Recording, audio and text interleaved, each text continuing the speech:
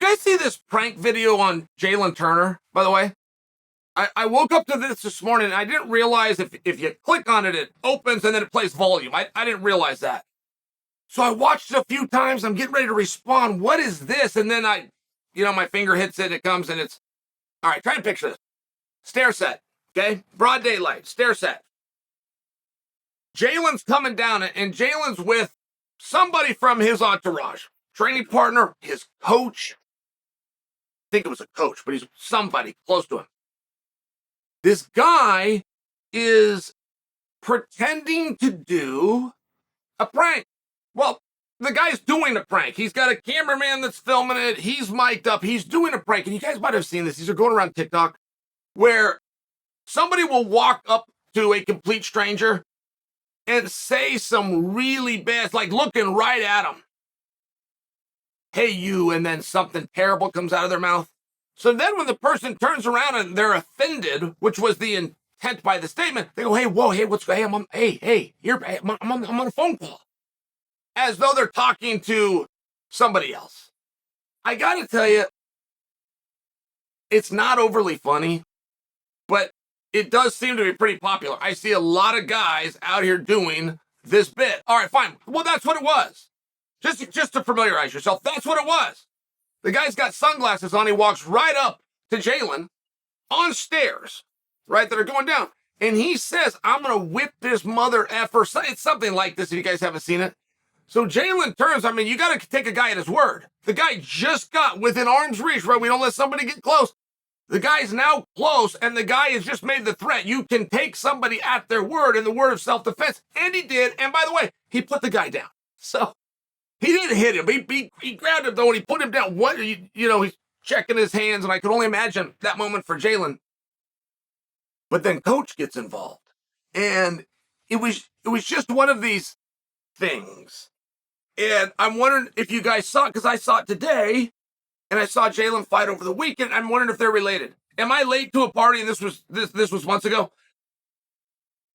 So I got Jalen on my mind, who, by the way, is awesome, looked awesome, and fought awesome on Saturday, and wasn't the winner.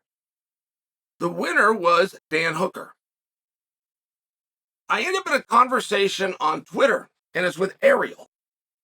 Booger Beard inserts himself, but I'm dealing with Ariel. And I'm reminding people, see, I'm not crazy about when stories get changed. And the story of Dan Hooker has been changed. The story of Dan Hooker was he was this rising star. At one point, Dan Hooker was ranked number 5 in the world, just to remind you. Dan Hooker went out and he put on the greatest fight in the history of the lightweight division. It was a 5-round war against Dustin Poirier. And it was a split decision. Okay? Hooker was ranked number 5 in the world, and a licensed ringside judge said that he beat Dustin Poirier, which none of us disagreed with. And 2 other judges said Dustin beat Dan, which none of us disagreed with. It was just a great, close, hard fight for both guys. Dustin's the number 1 guy in the world. Dustin's been world champion. Dustin's got a title fight coming up next. And you have a professional judge that says Hooker beat him. That's how good Hooker is. Okay? Now, when the story says, and then he hit a skid, there was nobody, everything's a curve, right? Everything's a curve. Could have anyone else done better? You're always asking yourself that. That's how you do a ranking order, quite literally. If anybody was on the ground with Islam in 30 seconds, so now you're completely dry and he's full of energy. If anybody was on the ground, they're going to get submitted. If anybody took the punch from Michael Chandler, they're going to fall down. I'm just bringing that to your, I don't know about this skid. I don't really know where this comes from. But a number 5 guy that took on a number 1 contender and he took on the reigning world champion, I don't understand. And he loses his ranking at number 5. I mean, I'm just sharing for you. I don't know that I understand where this is all coming from. I know about the weight cut. I know about 145. Don't think that you have to correct me. But I tell Ariel that. I said, Dan Hooker is one, and you know where this all comes from?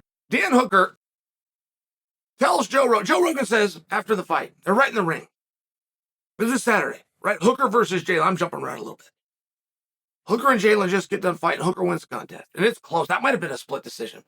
It was very close. I think it was a split.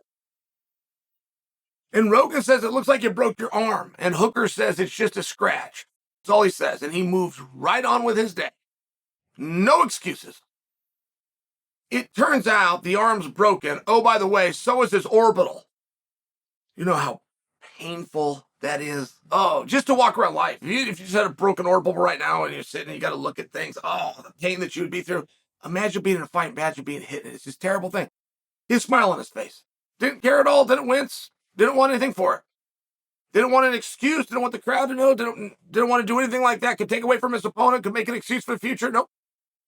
He's just not that guy. And I told Errol, I just reminded him, I said, Hooker versus Poirier is the greatest 155-pound fight in history. Oh, and by the way, if you make a BMF list, if you're making a list of bad mother and you don't put Hooker on your list, you and I are all done talking.